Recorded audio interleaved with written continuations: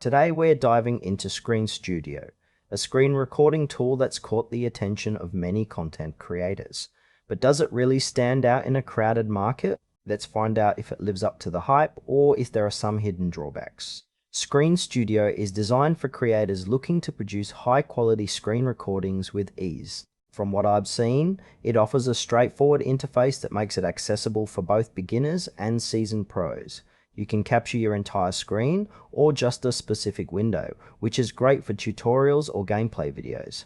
What stands out is the ability to record in various resolutions, allowing you to tailor the quality based on your needs.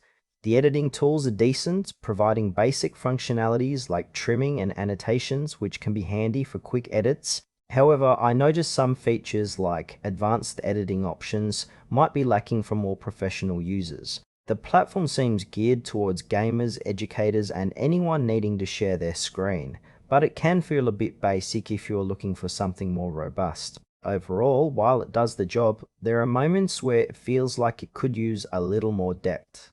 Now, let's talk about the pros and cons. On the plus side, Screen Studio is user-friendly and quick to set up, making it perfect for those who want to start recording without a steep learning curve.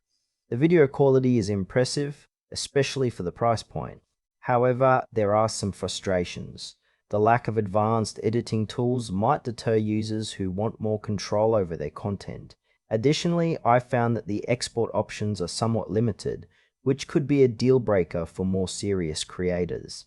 Trust is another concern. While the tool seems reputable, there isn't a wealth of user feedback available to gauge its long-term reliability. So if you're a casual user or just starting out, you might find it sufficient, but seasoned creators may want to explore alternatives.